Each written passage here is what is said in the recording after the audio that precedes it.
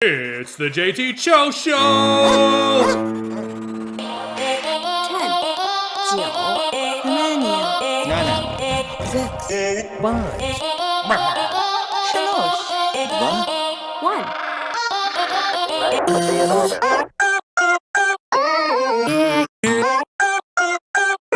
1. Promise? Yeah.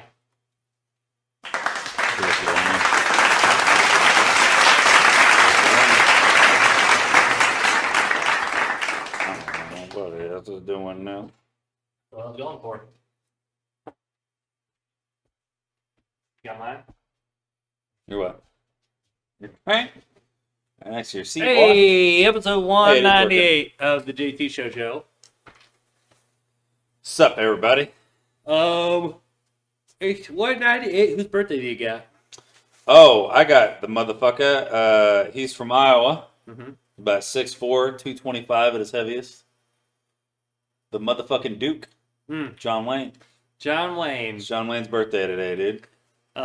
Another country legend's birthday was today. Mm. Why do you drink? No way. Why do you blow smoke? That's Mr. crazy. Hank Williams Jr.'s birthday today. Hank Jr. And another shout out for birthday is Dr. Death. Mr. Jack Kevorkian's birthday is today. You know who that is? Kevorkian sounds wildly He's the familiar. guy who he wanted assisted suicide. He's the guy who Where's made, both of where the limes were at in the baggie. Oh. Dr. Kevorkian was the guy who believed in assisted suicide. Oh. Eventually, what happened was there's a guy in, his life was fucked up, and he's like, I can't press the button myself, I'm in that much pain. And Dr. Kevorkian's like, hey, I'll videotape that, and I'll send it. I'll send it to the fucking Supreme Court. So he fucking sent in a video of him assisting somebody in killing themselves to the Supreme Court, and they were like, that's a murder. Wow. So he was sentenced in jail, and he was in Michigan at my dad's prison. Wow. And my dad would be like, he's just a weird old man. And he finally got out. He eventually fled to Oregon, but he was court mandated not to assist in any of that nature. But he was Dr. Death. He was the inventor of you should kill yourself. Is that a buzzball? Yes. Cheers to Earl. Sup, Earl?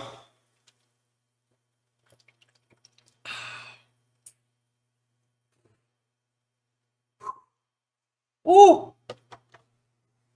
You had like a quarter of yours. I know. I'll drink it. Oh, man, that is a lot all at once, though. Yeah. God damn. Today we golfed. Stunners. Happy Memorial Day. Dude, I brought my stunners down. Yeah, I don't know what happened to them. They disappeared. That way they can't see me. Or at least see my camel toe that I'm putting out there. Oh, they're right here. Perfect. Yeah, we golfed Timber Trace today. We used the can return process to pay for 90% of it. Yeah. Had probably one of the worst Bloody Marys I've ever had. That's disappointing. Your last Bloody Mary. It was just... How's the inside, like the clubhouse? Like the drinking area? the drink maker? She was cute, but she definitely wasn't the same bitch from the last couple years. Damn. Different chick for sure. Maybe the main one had today off or something. I don't know what was going on, but she put like that much ice in the bottom of it, so like it was warm after the third hole. Yeah. Like it should have been like an icy. I don't know. And I ordered a double too. It was $9, and it just like tasted like it was mainly mixer, which kind of sucks. They used a good mixer there. I saw what they used. They used like the Zaps or whatever it is. Yeah, zigzag. Yeah, whatever the fuck it is. They used that one, the spicy mix, and I was like, yeah, that's good. And I was like, throw an extra little dab of hot sauce in there. Yeah. And she was like, do you want like a pickle or a meat stick or anything? And I was like, fucking no. I don't want any of that. Like if it was a slice of bacon and like an olive, I'd be like, yeah. But she was like, do you want like a meat stick or a pickle? I was like, fuck no. You're getting that Lions treatment. No, I didn't want a meat stick in my fucking Bloody Mary. No, thank you. A meat straw. I'm cool off of beef jerky in the middle of my Bloody Mary.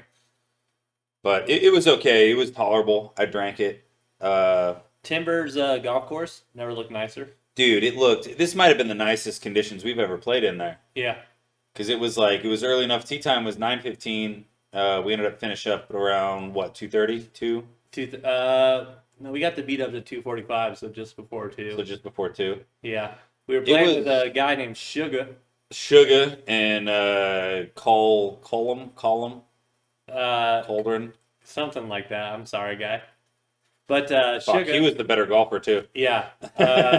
But we got paired with a random 2 on Memorial Day. They looked like weekend. twins. Yeah, they looked They like both twins. had like little red beards that were trimmed the same way, skinny faces, similar and they're like, build. "You guys are twins," and I'm like, "Hilarious." Yeah, I was like, we've got it before. Yeah. Shout out to those guys though. Yeah, they were cool as shit. You know what they were built like? I don't want to say nothing. If they see this, I'm very sorry. They were kind of built like the worms from Men in Black. 'Cause hilarious. they were real scrawny, but they had like beer guts that stuck out. Like I don't know, it's kind of goofy looking. Yeah. Kind of goofy looking. The beer guts didn't pop out till later in the round, and I know I'm no one to talk. I got the beers to the guts, Yeah. but it's not on a skinny frame. No. it was my beer gut on like a 180 It's not pound like frame. it's not like you're trying to hide a basketball in your shirt. Yeah. They looked like they were like smuggling in like a fucking a pillow or something. Yeah. To the golf course. Yeah. Pretty good, or a beanbag chair. Like they had like bits of a beanbag chair just holding on to them. Yeah.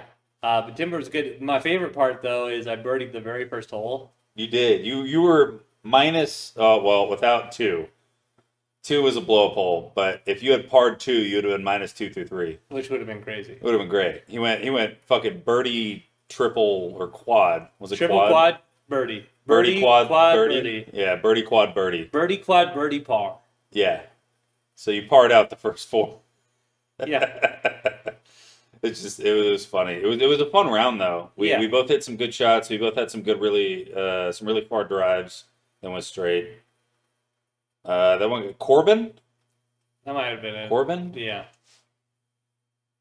It's not the guy from Holes. Yeah. Corbin Blue. Is it Corbin? Something like that. It was probably Corbin. He was regardless what his name was, he was a pretty good golfer. Yeah. He had a really good swing. He was the type of golfer that was far enough into his game to where he knew that he could just smoke a 5-iron like 230 Yeah. right down the middle of the fairway, and then he'd have like another 120 in, and he was fine. Yeah. Which is the level I thought I was at like 3 years ago. And then I realized that hitting the far deep driver is fun.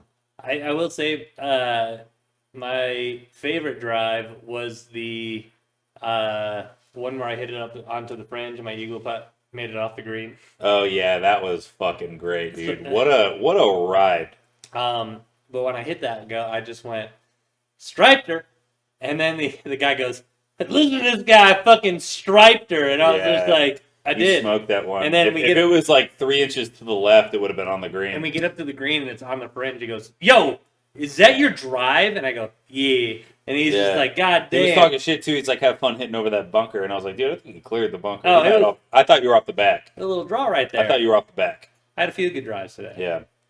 It was a good fucking time. Timber Trace in Pinckney, Michigan. It's always a good fucking time. I love playing there. It was originally my favorite golf course in Michigan. That changed as of this year because it is now $75 fucking to play on a weekend, Yeah. which is ridiculous. It's worth it, but it's ridiculous. It's worth it once a year. Dude, I swear to God, the first time we played there, it was like $30. It was 35 because we hit it on the weekend, and we're like, "Yo, it's $30 a year." Yeah, I was like $35 for this course, and then it changed hands. Well, the first time we played it was free. Well, yeah, but the first time we paid for it, it was $35. Yeah. So we had played it once, played it the next year, and I think the year after that, because I think that was like 6 years ago that we played it on like the first golf pass. Yeah. So I think I came to visit, because I've been with Chris for like almost 5 years now. Mm-hmm. So it had to have been at least 6 years ago. Yeah. And we played it for free, and then I came back another year and we paid for it, and it was like $35, and I was like, "Fuck, dude, we got to play this every time I'm down here." And then the next time it came out, it was like $45, $48. Mm-hmm. And it's been $48 the last couple of years. Now it's fucking $75. It's just wild. 75 is insane. Like I guess it was a big golf holiday, kind of.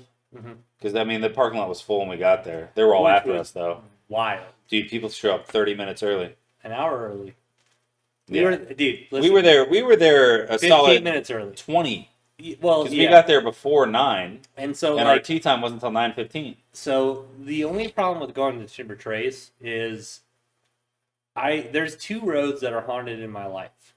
One of the roads is whenever I drive to Earl's house, and the other road is to Timber Trace.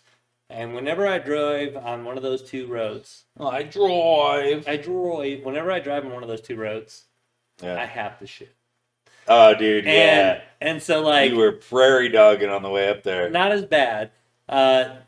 The time before, yes, but this time I was like, last year driving up there, he was hitting those turns. You were still hitting those turns pretty heavy, but he was hitting those like 90-degree turns at like 45. I was leaning on one cheek last Dude, time. the truck was leaning on 2 wheels. I was ready. Like, listen, last year I was ready to shit in a field.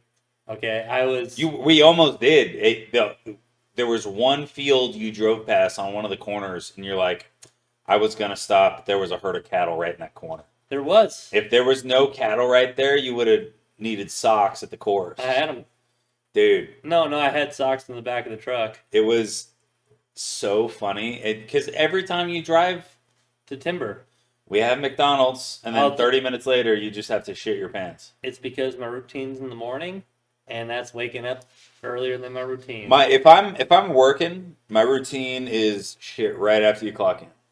That was always I go clock in, take a shit, get to work, and then another shit when I get home at like 3:30. That was at 8:40. I start my shift at 8 o'clock. Sounds about right. Yeah. Clock in, take a shit. Yeah. What's the old rap line? Or it's not a rap line. Take a dime on company time because they make. It's they make $1, I make a dime. That's why I shit on company time. Yeah. That's what it is. Yeah, Timber was fantastic. You had a couple of birdies. Yep. I didn't have any birdies. I had a few pars. I had like 4 or 5 pars. I only lost 1 ball. I lost probably close to 6. I think 6. If I put the over under at 6, I might take the over. Yeah. But I'm glad I brought a bunch. I brought all Earl's backup balls that he didn't use when we golfed yesterday.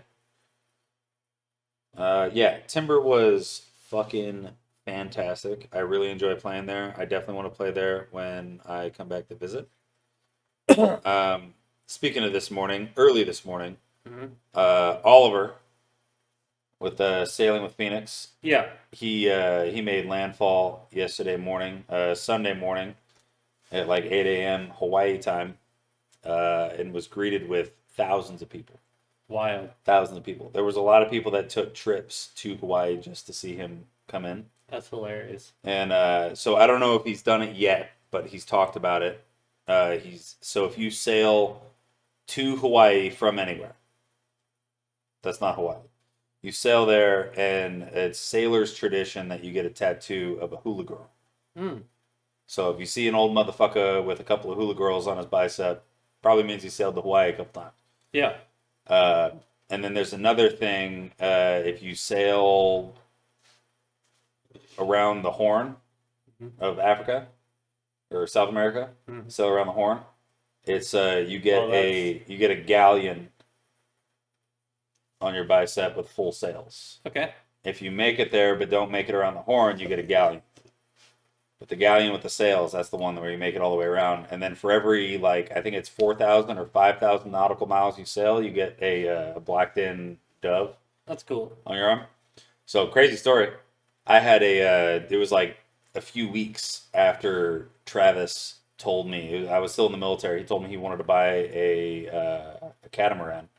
Initially, it was a monohull sailboat. He wanted to sail around the world. And I was like, dude, that's crazy. That's sick. Like, week or 2 after that, I had a dream where me and him were kicking it on a sailboat, and I had a full sleeve of doves, like from like my shoulder all the way down to my wrist of just doves. Had no idea what the tattoo meant. I called Trav and I told him the next day, I was like, dude, I just had a dream we were sailing and we both had like full sleeves of doves. And he was like, damn, you know what that means? Or it's not, is it doves or is it swallows? It might be swallows. Regardless, irrelevant. Don't know. He was like, dude, that means that you've sailed like 5,000 nautical miles. And every 5,000 you can get another dove. And I was like, bro, we both had decked out, fucking sleeves of doves, like hundreds of thousands of miles on her fucking arms. And he was like, dude, that's crazy.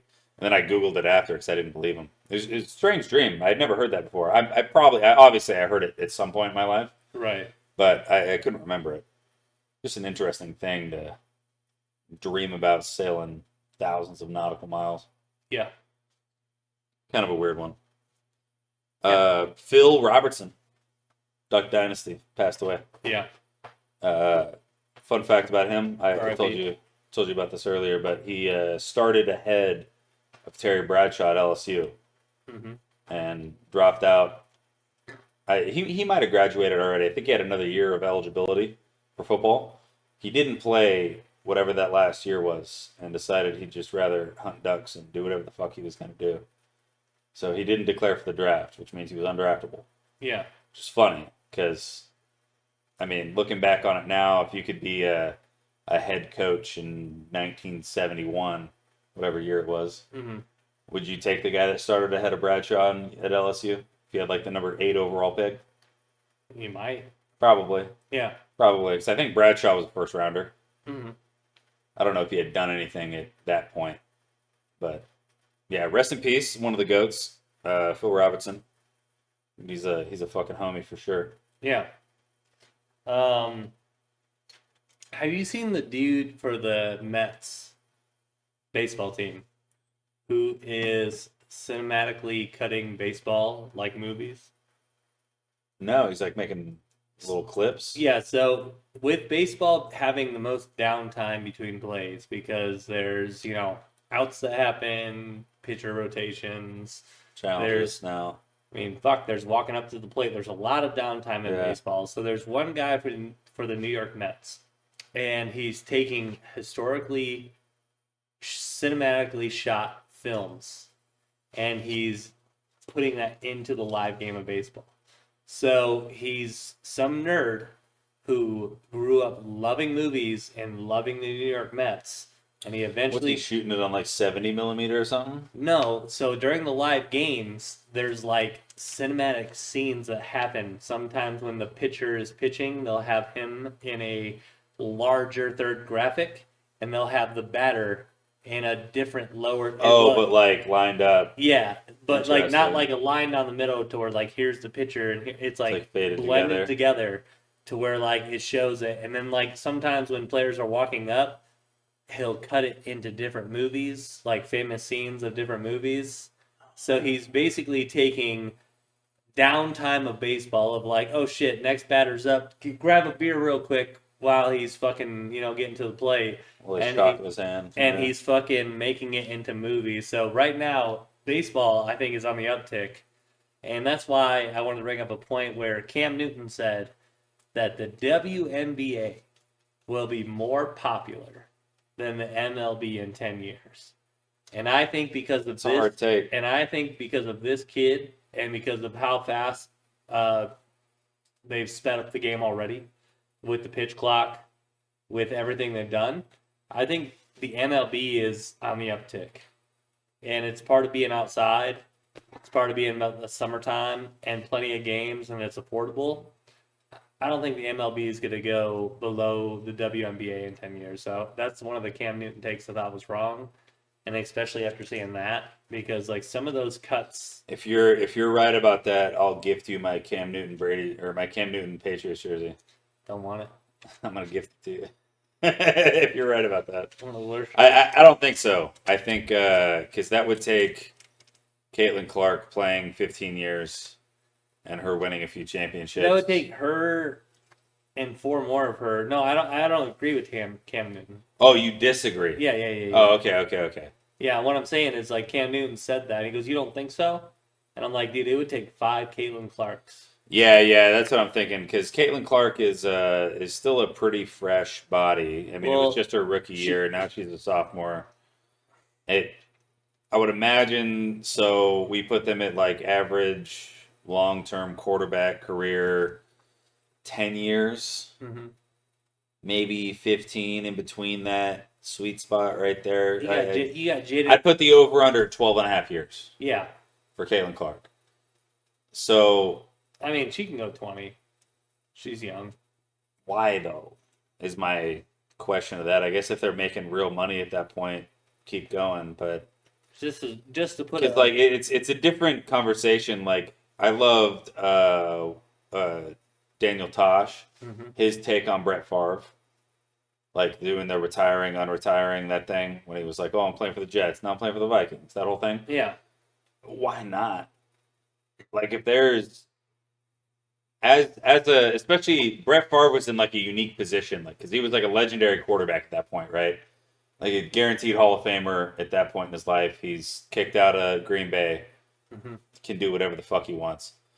If someone's offering you like 5 to 6 mil to come throw the football for a year, like I know it's like an oversimplification of the position, but why not? Yeah. Why not keep going? And Tosh's thing was, oh, you're going to give me 1.8 million to sit on the bench, probably. Yeah. Okay, Too easy. why the fuck wouldn't he? Yeah. Yeah, that's one of those like That's veteran contracts. You don't build on incentives. You build it on just straight bonus and whatever the upfront cash is. Mhm. And you're like, hey, come through here. And he had a great fucking season with him too. That was the crazy thing after that because I think that was Adrian Peterson's huge year that he had, his 2,000-yard rushing season. Mhm. Almost broke the record. He was off by like 15 yards, whatever the fuck it was, something crazy. Yeah. Which is nuts because I'm 90% sure the Vikings, in their last playoff game they played, they had an opportunity to score a touchdown, but they decided to kick a field goal and they're 15 yards out. They could have handed that ball off to him 5 more times, Mhm. scored a touchdown, broke the record. Probably went further in playoffs. I think they lost the NFC Championship game that year. Yeah. Probably the saddest Brett Favre game I ever saw was his last throw as an NFL quarterback, and it was in the NFC Championship game against the Saints, Bounty Gate, and it was actually technically it was 2008. So he threw a Yes, I think he played till 2010 uh because he played 1 year with the Jets, yeah. and that was the 2009-2010 season. Yeah. Oh 'Cause yeah, that's the year he was I on think the cover of Madden. 09 was the last year he played. Yeah, yeah. So And it would have been his last season would have been 2010, 2011 with the and I had a Brett Favre jersey in the Vikings. Vikings. Yeah. And this guy was like a diehard Vikings fan, and the whole season he was super dope. He was like, "Yo, It was 09 was the cover he was on. yeah, So you're right. It Yeah. would have been 10 to 11. Would have been his Vikings year. yeah." And I'll never forget though. I came back to a basketball game, and he's just like, "Oh, fucking sick jersey. Let's go Vikings." I'm like, "Hell yeah, Brett Favre." And then I went to the game after he threw that pick because he's the worst thing that ever happened to the Vikings. And I just said to him, "Crazy how you didn't make it to the fucking NFC Championship those last whatever years before fucking Dante Culpepper." The So, oh, the worst thing that happened to the Vikings, and you made it to the NFC Championship dude, he game? had a magical toss to I think it was Sidney Rice, the one that he got creamed. I Yeah. think it was against the Niners actually. I think they won that game. I think they won the Niner game and lost the one after that. I mean, one of He my got most he got smoked by like Patrick Willis or something and just threw a dot to the back of the end zone to Sidney Rice. so like one of my favorite things about sports is they're recorded, and you can go back and watch whole games, and you can go back and watch Yeah. highlights, and you can watch it. 99% of major sports history is recorded. Yeah, and so The other 1% is Will Chamberlain's 100 fucking point game. So I'm old enough to remember vividly Brett Favre's game on Monday Night Football with his dad passing away Against the Raiders. against the Raiders.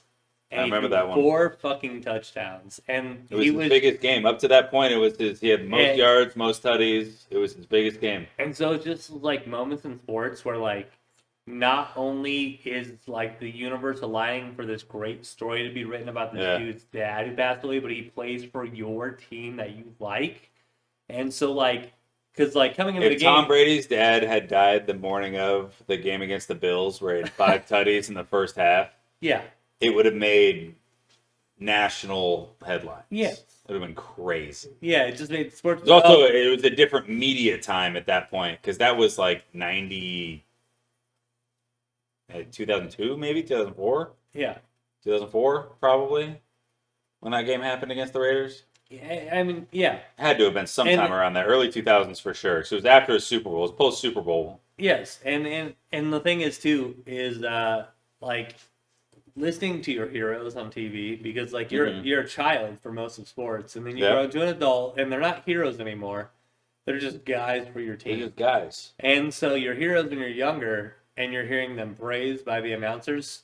Brett Favre was one of John Madden's. He was praised by everybody. Favorite fucking. There was not a whole lot of Brett Favre hate when I was a kid. Until what it was, he showed his wiener. What it was, allegedly. Yeah, and that was like after my senior year. That was like 2000. Was it 09? That's when the accusations came out. Oh, okay. I didn't hear about it until after I graduated high school, and that was like 2011, 2012. Yeah. By that point, pictures were all across the internet. A very average guy. Downstairs. Growing up as a Patriots fan, because I didn't really like. Tom Brady already had 3 rings before I focused on football. Yeah. Like, I didn't really give a fuck. You're like, oh, cool, we won again. Yeah, so I didn't really give a shit about football up until like 2006, maybe 2005.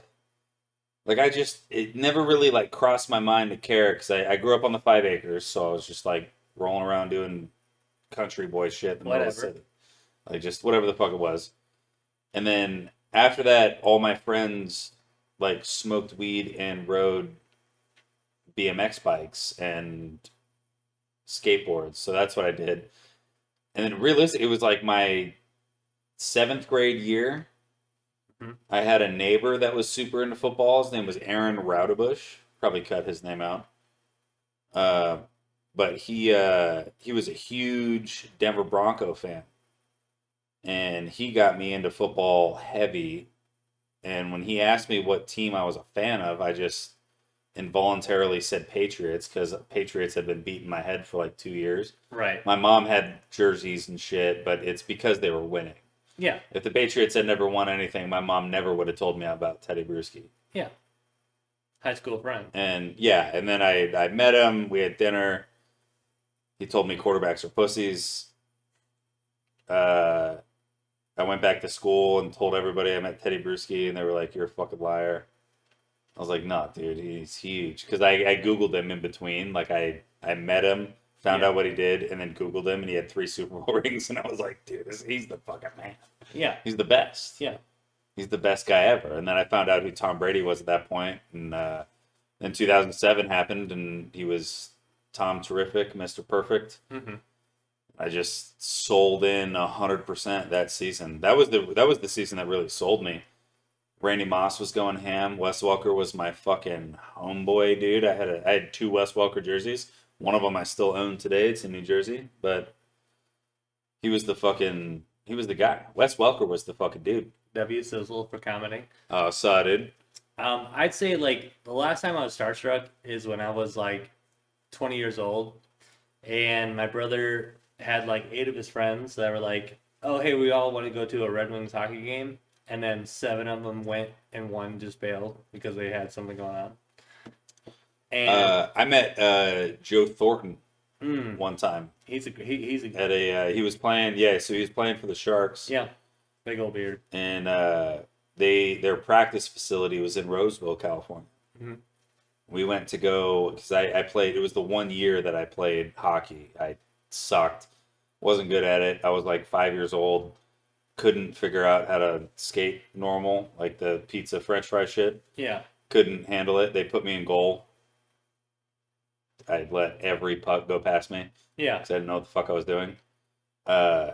Midpoint in one of the games, we came out and Joe Thornton was walking out of their practice area, and he was like, "Hey kid, how you doing?" And I was like, "Doing pretty good." And he was a fucking giant. Yeah. And I know he's like 6'4". He's like, but with skates on, he's like 7 feet tall. Skates, yeah. The skates on, it was ridiculous to see him. And I shook his hand with my big old goalie glove on. And he told me to have a good game, and I was like, "It's practice." He goes, "Whatever it is, do good." Yeah. Thanks, random fucking guy. I didn't know that was Joe Thornton until like a few years later. My dad told me. He goes, "Yeah, that guy was actually pretty good at hockey." I was like, "Who was his name?" Yeah, he was really I good. had no idea. Yeah, I was It at meant nothing to me I was as at a child. It I was was just some at random guy on skates. I was at a table with eight people, and we were in the back room of Chelly's Chili, which is Chili not Chili? Chelly's Chili, Sounds like a fake place. Chelly's Chili. Check that. It's Chris Chelios, Chelly's Chili. Chelly's Chili. He had a couple restaurants in Detroit, so we were in the back of. I'll take one. We were in the back of Chelly's Chili. I got a couple of ice cold ones that snuck up in there. And I look over to my right, and there's Chris Chelios, the owner of Chelly's Chili. And then there is Chris Draper, and they're in a business meeting, but they're in the restaurant, like in the public section. We're all like, holy shit, that's the guy. In the public section? Like, there's no like private room. Oh, it's just like out in the open. Yeah. Gotcha. So, you can put it, yeah. So, two of my brother's friends are wearing number 24 jerseys, Chris Chelios. Okay. So he walks past us. Chelios is one of the few hockey names that I know. He played for the Blackhawks for a long time, and then he played for the Red Wings, so we forgive him. He walks past our table, and he goes, "Hey, boys, I see your fucking dedication. I'll be with you after my meeting's over." And we're like, holy shit, it's talking to us. So It's talking to us. Yeah, so I met 3 people that day. I got a picture with Chris Chelios.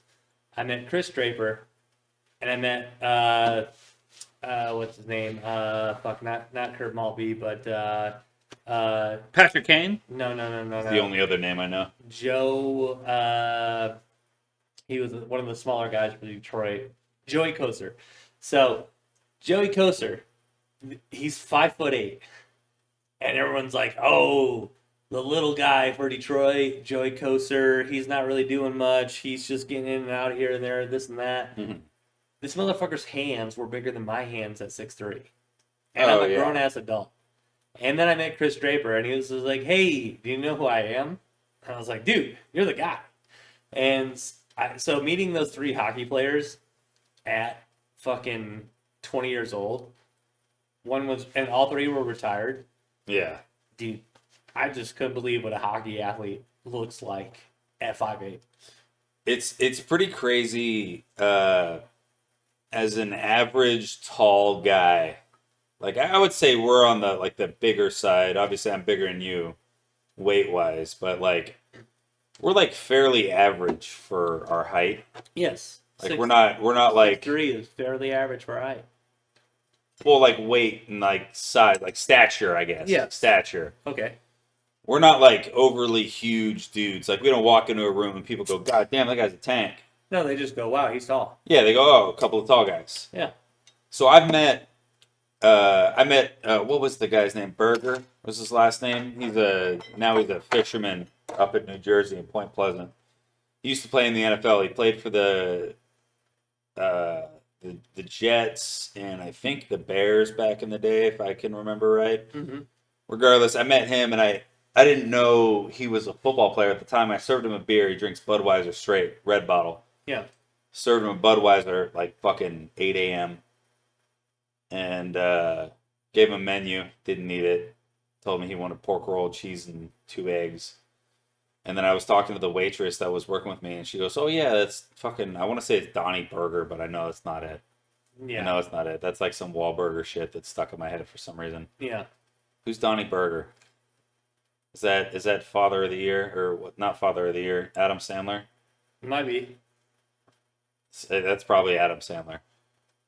His last. I know his name was Burger though. He tipped me $20 on like an $18 tab. It was like 3 beers and a breakfast sandwich. Hmm. And he shook my hand, and his fingers, 3 of my fingers together, like that, was like his pointer finger. Yeah. His fingers were so thick and long. He had the biggest fucking hands I've ever seen in my entire life. And he was like 6'2", probably a solid like 230, 240. Like, he was just like a big person, and he washed out of the NFL. I also shook Larry Fitzgerald's hand. He came to play the Raiders when I was in high school. Or not when I was in high school. After I got out of the military, maybe. No, I think it was after I got out of high school. Regardless, there's a picture online of me and my whole family up at a Raider game. And that Raider game, I walked down to like the floor level just to say that I walked down there. And he was signing autographs, and I was like reaching my hand out, and I was like, I don't need an autograph, I just want a handshake. And I was wearing my Welker jersey, and he was like, West is a good player, and I was like, he's my favorite. And he shook my hand, and his hand just like engulfed mine. Mm-hmm. It was ridiculous. Larry Fitzgerald's fingers are like that fucking long. It's insane. He's like Kawhi Leonard. I mean, post-military, when I worked at U of M, and I got to work security on the field, I looked at fucking Jake Moody as the senior fucking kicker. Yeah. I said, hey, man, you're the fucking man. He goes, thanks. And I go, well, like one of those things. Yeah. Like, and dude, like, to me, he's 7 years younger. Oh, yeah. And I'm like, a kid to you. And I'm like, you're the fucking shit. And he goes, thanks, man. And I'm just like, dude, like, you don't know, like, how much I fucking lived off of this goddamn team. I made money off your kicks, bro. Yeah, dude. Jake, like meeting those people. Like, Jake Moody's the man, dude. He's, I think he's still 49ers. employed. I mean, still 49ers. employed. He's, like... Well, I know he had a year where he was injured. He's about to hit a second contract. Yeah, I know it was like his first or second year. He had a weird injury to his leg, so he didn't play for like a whole season, but... Yeah. One of the funny things I find in America is that... We talked about it today, but I like to talk about it more on the podcast. Is Annabelle, a doll, visited an area and 10 convicts escaped from jail. And so apparently the story on the street is they moved the doll from wherever the fuck it was at. Yep. And the oldest still standing plantation main house burnt down like the next day. Yeah. And then the day after that, there was like, what, 20, 30 convicts? 10 convicts. 10 convicts. And the thing about the fire, people were like, this is like American folklore where it's like what really happened and then what we hear. Yeah. Is they're like, apparently the fire erupted and they had it out and then it started again. Yeah. They couldn't get it under wraps. Yeah, so it bursts flames a second time in the same fire. Yeah, and that's when the firemen go through the fire at the end of it, and they find a Bible verse. It's like John 3:16 or something stupid. Yeah, and then, so right now, Annabelle, the doll. On the loose. Out on the run. It's never terrified me now more than ever because any Annabelle doll in America, they could say it's the doll. And we don't know if they're lying or telling the truth. Would I ever go to a spot where they were like, hey, we have the real Annabelle doll. I think what you need to do... I'm good, bro. ...is I think Donald J. Trump signs an amendment. Declassifies the Annabelle? No. They all must go. We must burn every single Annabelle doll in existence. An Annabelle purge? So if there's like this one's worth $3,000, the government gives them $3,000, and then they a gun buyback. Yes. It's an Annabelle buyback. Yeah, we do an Annabelle buyback, and you get a bunch of rag dolls. Like her name's Annabelle, and you get a bunch. Here's $100. Fake copies, $20. Hey Thor, quit licking that fucking couch. Yeah, quit licking it. But. I saw a TikTok today of Annabelle showing up in Detroit, and it's just the doll like driving a car through the hood, wearing a do-rag, doing all this fucking hilarious shit. But it's like, oh, Annabelle's in Detroit, and I'm like, I hope it's not in Detroit. Better not be. That motherfucker. I don't want her here. Why'd you bring her here? That motherfucker allegedly writes notes. Allegedly. Like, writes notes. Some motherfuckers having fun, dude. Could you imagine? The Frank Gray bars out there. Just... You imagine, like, having, like, a doll, and you wake up the next morning, and there's, like, a fucking 2-page essay on your desk, and it's... A 2-page MLA format? Yeah. She cited her fucking. You type this? Yep. You want to go to college? Yep. Yeah. All right. It's my paper. It's like the beginning of Ted. You fucking fuck. You fucking fuck. Hi everybody. I love you. Oh Jesus Christ. Oh, I did have something cool today. Yeah. On this day, 1977, A New Hope hit theaters for the first time. That was May 25th. Oh no, that was New Hope, right? Yeah. Yeah. Episode 4. Empire Strikes Back was May 25th. Oh, funny. And that was yesterday. And they hit their 24th. Yeah, A New Hope just hit today. It was 77. 1977. That's when A New Hope came out. My dad always tells me how cool it was to see the original Star Wars in theaters. Oh, I bet. People were probably unhinged in theaters. Seeing some of those videos, like the reactions of shit back in the day. Yeah. I love one of my most favorite things, and one of the things I'm looking forward to a lot is showing my kids Star Wars for the first time. Mm-hmm. So I have to time it out correctly. So I can't just give him a Star Wars bed when he's 2 years old.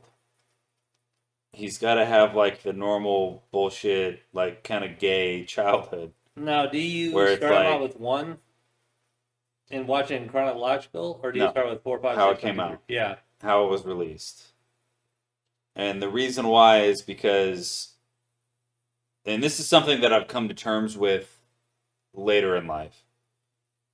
4, 5, and 6 on their own were a masterpiece. Yeah.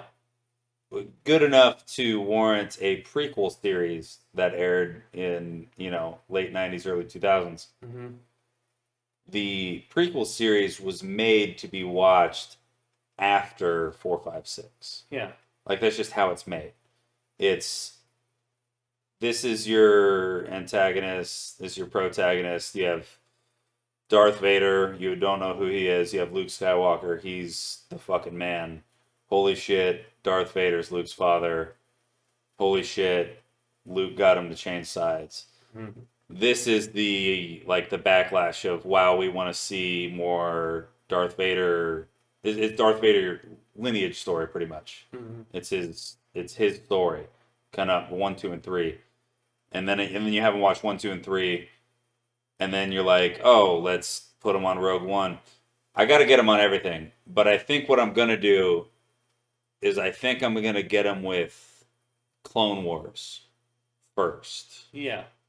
When he's like 4 years old, on like his 4th birthday or the day after or something. I'm gonna be like, yo, check out this show. It's pretty dope.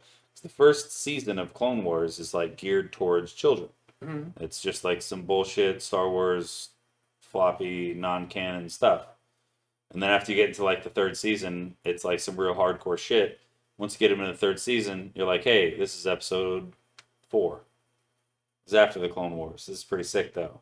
Right. And then you have him watch that, and then he's like, holy shit, Luke is Anakin's child. And then you're like, yeah, watch the rest of Clone Wars. Now here's 1, 2, and 3. And then they get to see the Anakin backstory and how he becomes Vader. And then I guess he can watch 7, 8, 9 if he wants. I'm not going to force that on him. No. But Rogue One's going to be a thing. I want my kid to like Star Wars. So I can't push it on him super early. It's kind of like my theory with golf. Like, I'll bring him with me as he's like a young kid, like in the push stroller. I'll push him around the course. But then once he gets to like the age where he's walking around and I don't have to carry him all the time, I'll just come home and be like, oh my God, golf was so fun. It was so great. Yeah. You'd love it if you went. You don't have to, though. And then he comes with and he loves golf or he hates golf. One of the two. If he hates golf, it's fine. Hate golf and football. Honestly, dude, if he hates golf and football and he's like a fucking soccer kid, whatever. But what if he That's likes just less Dolphins? money that I have to spend on football shit. What if he wants to be a Dolphins fan? It's not my son. That is the one thing I will push on him. He's got to be a Patriots fan. That's the one thing. Patriots, baseball's up in the air because I guess Oakland A's are just no more. So I'm No. kind of a free agent. Yeah. Patriots Mets fan. No, I'm not gonna. I'm gonna try to not force shit on my kid, but I would love for him to be a Patriots fan. Love for him to be a Sacramento Kings fan. Love for him to be an A's fan. But I don't even know if I'm an A's fan anymore. I might just be up in the air. Right. We'll see. I think I got a free pass to pick a new team because they moved over 100 miles. Yeah. But then again, so have I. What else you got? Oh, I got a little thing on. Do you remember Do you remember Tim Lincecum? the goalie? Nope. Pitcher Oh yeah, for the Giants. for the Giants. Yes. Black hair, long black hair. Long black hair, Yes. dude. So Yes. in the bigs, Yes. he had the nastiest curveball. He had looked like Loki. Yeah, he looked like Loki. Loki looked like Loki. So he was drafted 10th overall in the 2006 draft. Yeah. He had his MLB debut in 2007. He was 5'11", 170 pounds. In just his second season, he won the NL Cy Young Award and struck out 265 batters. Mm-hmm. In 2009, he won another Cy Young Award. He won the strikeout crown. He played over 225 innings. It was his second time being the starter in an All-Star game. And he became the only pitcher ever to win Cy Young Awards in his first 2 MLB seasons. Mm-hmm. He was electric, but they rode him hard. He had 4 straight 200-plus inning seasons. Consistent, over 120 pitch outings. 227 innings in a meaningless 72-win 2008 season. They said he was a sports car driven like a tank. In 2008, he made his postseason debut. He had a shutout game 1 of the NLDS, 14 strikeouts, dominated the Braves, the Phillies, and the Rangers, and he tossed 8 shutout innings to clinch the World Series. And that was 2010. Wow. He had 43 strikeouts in his first playoff run. Pretty fucking good. From 2008 to 2011, he made 4 straight All-Star games, led the MLB in strikeouts, threw 881 innings, won 2 rings, finished top 10 in Cy Young every year of his career up until that point. Damn. And that was in a league that had Ryan Holiday, Verlander, and Kershaw. In 2012, he had an ERA over 5. He lost his velocity, lost his mechanics, but 2 years later, he had a hip surgery and was almost out of the majors. But he had one last game, and it was another Magic no-hitter against the Padres in 2013. And he also did it again in 2014 versus the Padres. And that was after he chopped his hair off. So he played from 2008 to 2015, won 2 Cy Young Awards, 3 World Series. Every single year he made the All-Star game. Yeah. Flash in the pan. Yeah. He threw too much heat. Too much. It was the big fucking 12-6 curve. No one could fucking hit. Yeah. It's crazy. He had one of the most ridiculous releases. I remember watching it when I was in high school because they didn't teach it, they just showed it. And he would lurch himself off his back foot, like off the mound. The ball would release, kind of like how Tim Tebow threw a football. Mm-hmm. His back launch foot would come off the ground before he released the ball. Same thing with Lincecum. He'd fucking lurch off the mound, and then his foot would be 6 inches off the mound, and then he'd release the ball. Kind of a crazy motion, but it worked perfectly for him. Yeah. Yeah, Tim Lincecum was a fucking baller. Not a Giants fan. Fuck the Giants. Tim Lincecum was a baller. Giants will never win another World Series. Hopefully not. Fuck them. Hate the Giants. Sizzle. You want to play some Fortnite? You want to hop on and play with the... Oh, wait, we have Rivals with John, huh? Potentially. Potentially. Do I have anything else today? Oh, Travis Hunter got married. Wow. He got married to his longtime girlfriend. No prenup. Might come back to bite him. We'll see. Maybe they love each other. Maybe I'm wrong, and it's just like some real down home love. Yeah. Other than that, happy birthday, the Duke. Yeah. And I have 2 more shows Why left. do you drink? Why do you both smoke? The Duke. Why do you drink?